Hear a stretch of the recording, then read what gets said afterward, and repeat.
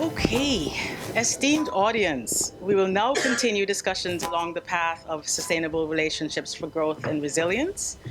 And it is my sincere pleasure to introduce you to an amazing pioneer who will give you her view on what sustainable relationships look like in practice from an African perspective. We will hear from Anne Welsh, CEO and founder, Painless Universal. And let me talk to you a little bit about Anne. Anne Welsh co-founded Arise Consult in 2014 to offer comprehensive services for businesses and investors in Africa, leveraging local expertise for global results. Arise Consult has disrupted the communication and investment services industry, delivering innovative financial solutions across multiple African countries, including Nigeria, South Sudan, and Ghana. Anne also leads Painless Universal, a health platform promoting awareness of pain and mental well-being. As a women's advocate and global sickle cell awareness leader, she has appeared on various media platforms engaging in advocacy for women's rights, poverty alleviation, and financial literacy. She holds degrees in accounting, finance, and investment management. Anne Welsh, ladies and gentlemen.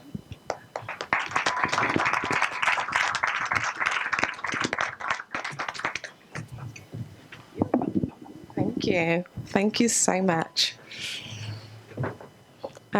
Talking about technology, I see everyone using their phones and everything, and I came with a piece of paper. I was a little bit shy about that. I was thinking, what was I thinking? I was doing a speech and I was using paper, but I did it. My daughter said, "Mommy, you have to be friendly to the environment, and I know we're not allowed to use tech, so you have to join me on this mission of not using tech at home." So I try not to use my phone or systems too much. But anyway, thank you, distinguished guests, ladies and gentlemen. Thank you so much for having me. David, amazing. Thank you so much for hosting this amazing event. You are putting a spotlight on something that we are all shy of. I am in a diaspora. I'm originally from Nigeria, born in Kaduna. So I am Nigerian true and true. But But I was born in Nigeria, came to UK when I was about 6 months old, went back again when I was 10 years old, because my father insisted that you come back home and know your culture, know where you're from. So I went back to Nigeria at 10, stayed in a couple of states from Kaduna to Kano to Bauchi to Makurdi to Enugu, then back to Abuja. So, you kind of get, I only stayed there because my dad was in a job where he had to move around and transfer. So I got different sense of different parts of Nigeria, from the way the Hausas would do things, to the way the Igbos would do things, to the way the Yorubas would do things, and the way the different tribes. But coming to it, then I came back when I was 17. But the truth of the matter of my story is that I came back to the UK and I never wanted to go back to Nigeria again.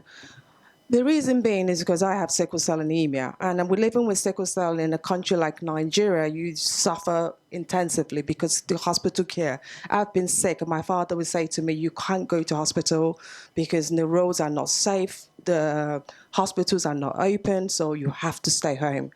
And I'll be miserable. I'll be in my pain. He said, "And you have to really do something. You have to try your best. The pill's not working." I said, "Dad, it's not working. Please, could you take me to hospital?" He said, "Anne, I cannot leave the house because it's not safe."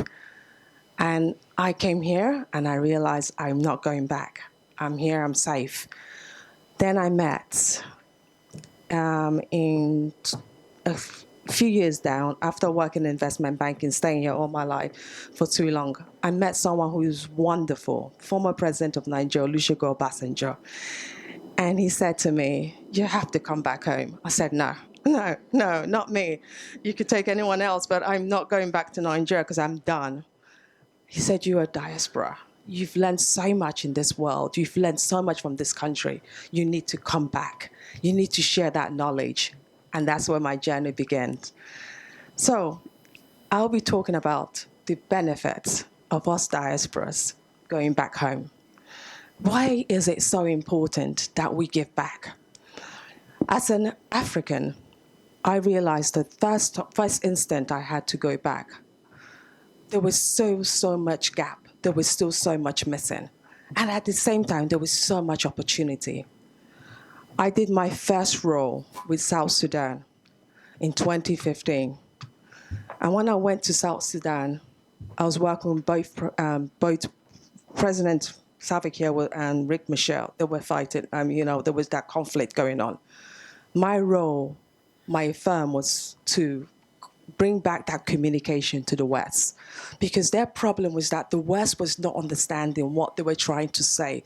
They were not getting the message, and they were not able to amplify their wordings. So our role was to make sure that communication was the bridge, and that's what we do. We brought that communication. We stayed in South Sudan for 5 years, and we helped them to bring peace. We worked with the Americans. We worked with the Peace and Security Council. We worked on communication, making sure dialogue. Investments, talk about investment. How many of you have parents here, family in Africans that we send money to? And we send money, but no one asks the government, why is it that they can't send money vice versa? Because of the increase in the valuation of the Naira, for example. I'm using my country. To send money back home, every day I send money to my team in Nigeria. The money rates has gone up. So for us, it's a benefit because we're sending it, we could keep it lower than what we're sending. But when they send it back, and no one asks about the regulation, how could we fix those broken regulations? The African diaspora, we play an important part for movement of goods and services.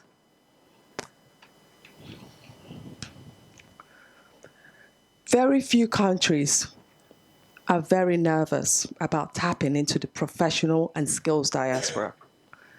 But let me share with you a few things we could bring. As we're here having this conversation, the diaspora can transfer money and skills.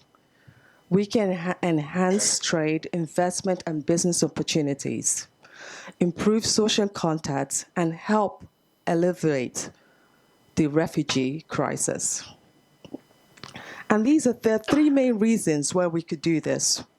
The reason governments, a lot of countries in Africa, send their people abroad or happy for them to leave is because of the pressure they're facing. There's a reduced poverty. The people who send money could not just send money to help their people back home, but they also help in building infrastructure. I know myself, I've built a number of infrastructure back in Nigeria. They facilitate the transfer of knowledge.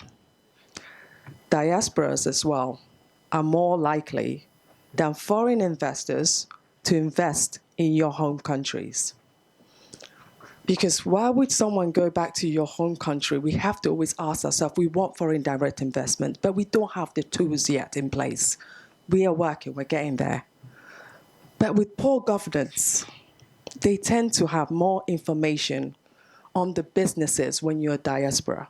I could go back to Nigeria, I know what to expect, I know the airport challenges, I know when I get to Nigeria, hello, welcome to Nigeria, because I know these are the challenges I'm going to face, and I prepare myself. But when you're foreign and you have to deal with those things, that puts you off. It puts you off. It takes a certain kind of person to want to stay in that environment. But we diaspora could be those people. And we could convince them, hold their hands, and make it better for them. Knowledge travels when people know. When people understand the value they bring. Finally, I know we are all talking about, David wanted me to talk about the diaspora impact. One of the things, I'm just going to give you a quick highlight. We bring currency, we transfer money to the country. We bring innovative ideas. We support a lot of entrepreneurship. I know I support a few entrepreneurs back home and also around Africa because we work in other parts of Africa like Angola, Kenya, South Sudan, Senegal, trade, investment, knowledge transfers. But without our ongoing challenges, we need to take care of that by working with governments. The governments needs to work with us to understand there need to be a process in place, that the diaspora cannot work alone, that they need to formalize some of these things. We need policies. The approach will be different groups, obviously. Like in countries where there's war, there will be a different approach. In countries where there are more diasporas, we have a different approach. But the main end goal here is we need to talk to each other and share common interests, share best practices, and see what can we do. Like former President Obasanjo convincing me to come back to Nigeria, and not just to Nigeria, but to Africa and work there. And because of his impact, I've been able to work in many African countries and bring many people on board. I would love this conversation to continue, but we should share knowledge about what can we do to better the African infrastructure and share knowledge and empower one another. Thank you.